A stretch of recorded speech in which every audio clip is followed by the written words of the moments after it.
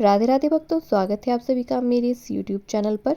आज की वीडियो में हम लोग बात करेंगे निर्जला एकादशी के बारे में कि लड्डू गोपाल जी की निर्जला एकादशी वाले दिन सेवा कैसे की जाती है, क्या भोग लगाया जाता है, स्नान कैसे करवाया जाता है और श्रृंगार कैसे किया जाता है।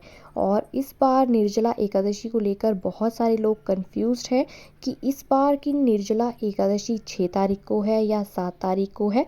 तो आज मैं आपको इस वीडियो में ये सारी चीज़ें बताऊंगी, तो वीडियो को एंड तक ज़रूर देखना।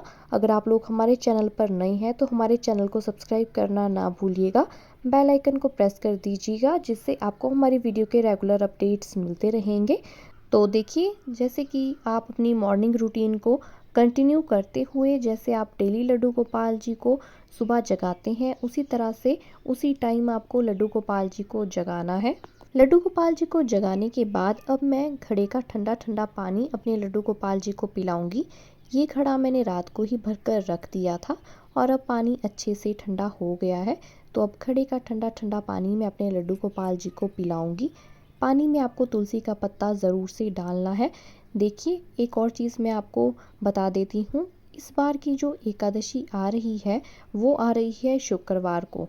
शुक्रवार के दिन आपको तुलसी का पत्ता नहीं तोड़ना है, क्योंकि उस दिन एकादशी होती है। एकादशी वाले दिन तुलसी का पत्ता नहीं तोड़ा जाता है।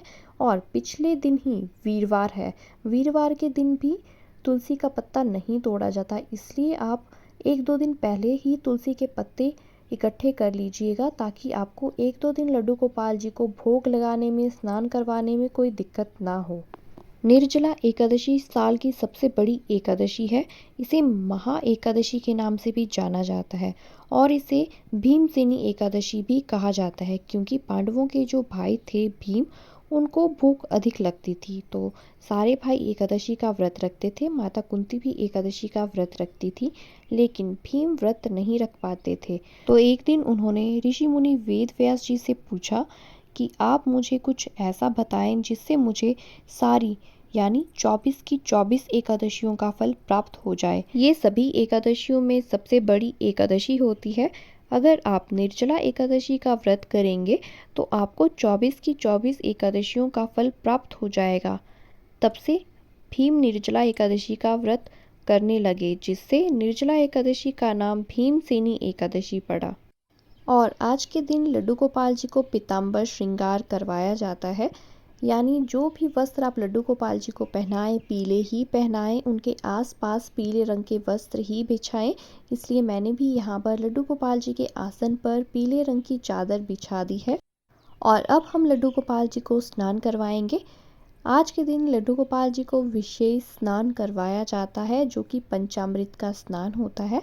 आप डेली करवाना चाहें तो आप डेली भी पंचामृत का स्नान करवा सकते हैं, पर मैं किसी खास दिन पर और किसी खास त्योहार पर ही लड्डू गोपाल जी को पंचामृत स्नान करवाती हूँ।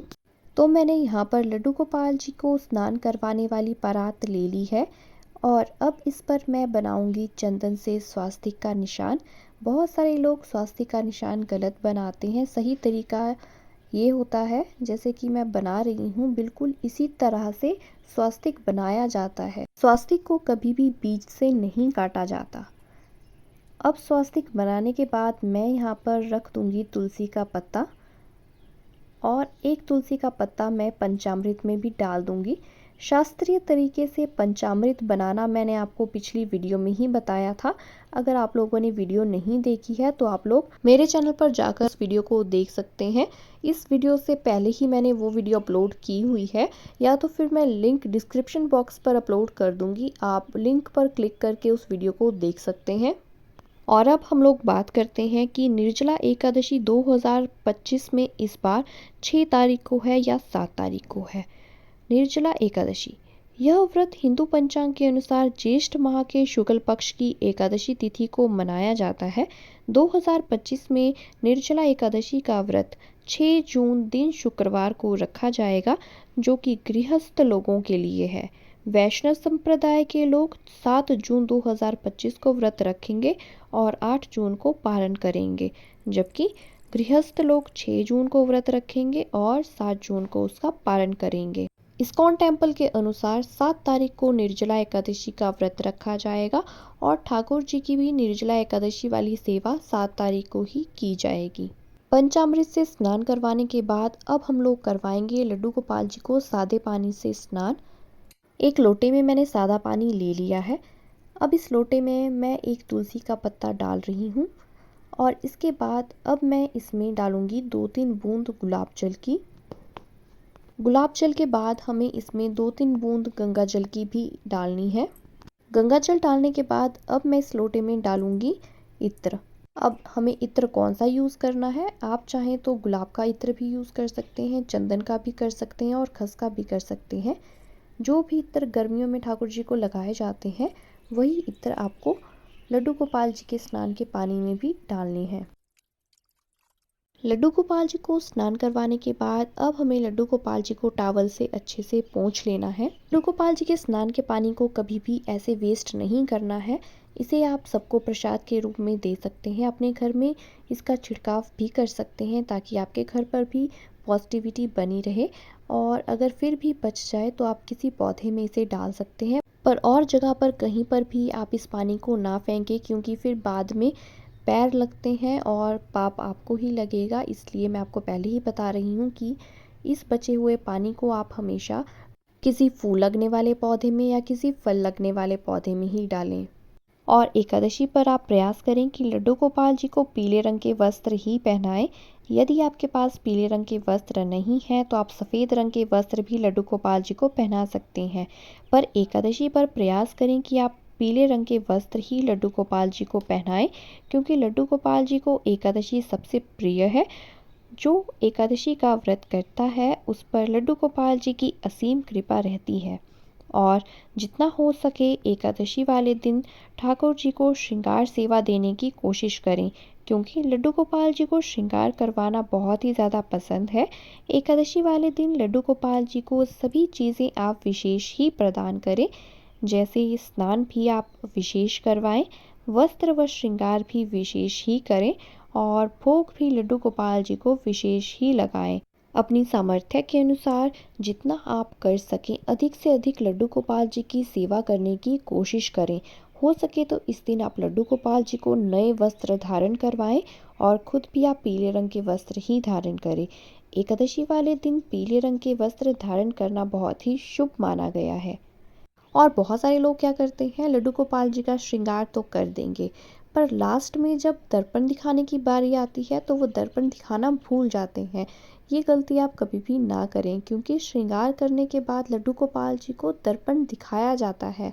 अगर आप ही लड्डू गोपाल जी की सेवा करते हैं और आप दर्पण नहीं दिखाते तो इस वीडियो के बाद आप दर्पण ज़रूर दिखाना शुरू कीजिएगा, क्योंकि ये बहुत ही ज़्यादा ज़रूरी होता है लड्डू गोपाल जी की सेवा में। अगर आपको इस तरह का मिरर चाहिए या लड्डू गोपाल जी की पोशाक चाहिए, ज्वेलरी चाहिए, सारा सामान चाहिए, तो आप लोग इस दिए गए नंबर पर मुझे मैसेज कर सकते हैं और मैं आपको कैटलॉग अपनी शेयर कर दूंगी, जहां से आप ऑनलाइन लड्डू गोपाल जी के लिए एक्सेसरीज़ मंगवा सकते हैं। तो चलिए आइए अब हम लोग बात करते हैं भोग के बारे में, कि निर्जला एकादशी वाले दिन लड्डू गोपाल जी को किन किन चीज़ों का भोग लगाया जाता है और कौन सा भोग विशेषकर आपको निर्जला एकादशी वाले दिन लड्डू गोपाल जी को लगाना होता है। तो निर्जला एकादशी पर लड्डू गोपाल जी को भोग भी विशेष ही लगता है। निर्जला एकादशी वाले दिन आम का भोग आपको लड्डू गोपाल जी को ज़रूर लगाना है और दूध से बनी हुई किसी मिठाई का भोग लगा सकते हैं, पर ध्यान रहे दूध से बनी हुई मिठाई आप कहीं मार्केट से ना लेकर आएँ, आप उसे घर पर ही बनाएं तो ज़्यादा अच्छा रहेगा। एक और विशेष चीज़ है जो कि है शरबत। लड्डू गोपाल जी को निर्जला एकादशी वाले दिन शरबत का भोग भी लगाया जाता है। शरबत आप घर पर ही बनाएं और उसका आप लड्डू गोपाल जी को भोग लगाएं। साथ ही आप कोई ऋतु फल भी ले सकते हैं, जैसे कि केला। भोग जब आप अपने हाथों से लड्डू गोपाल जी को लगा दें तो इस तरह से 3 बार ताली बजाई जाती है। भोग को लड्डू गोपाल जी के पास रखा जाता है और लड्डू गोपाल जी को पर्दा किया जाता है। इस भोग को आप 10 से 15 मिनट के लिए लड्डू गोपाल जी के पास रखें ताकि लड्डू गोपाल जी अच्छे से भोग ग्रहण कर लें। उसके बाद ही आपको पर्दा खोलना होता है। पर्दा खोलने से पहले भी आपको 3 बार ताली बजानी होती है, लड्डू गोपाल जी से अनुमति लेनी होती है, उसके बाद ही ये पर्दा खोला जाता है। आई होप जो इन्फॉर्मेशन आपको चाहिए थी वो इस वीडियो के माध्यम से आप सभी तक पहुंच गई है। अगर आपको वीडियो अच्छी लगे तो वीडियो को लाइक और हमारे चैनल को सब्सक्राइब करना ना भूलिएगा। अगर फिर भी आपको कोई भी क्वेश्चन इस वीडियो से रिलेटेड मुझसे पूछना हो तो आप लोग कमेंट बॉक्स में पूछ सकते हैं। मैं आपके क्वेश्चन का रिप्लाई ज़रूर करूँगी और इस वीडियो को आप ज़्यादा से ज़्यादा शेयर कीजिएगा ताकि ये जानकारी सभी तक पहुँच सके। तो मिलते हैं अगली वीडियो में, तब तक के लिए जय श्री राधे।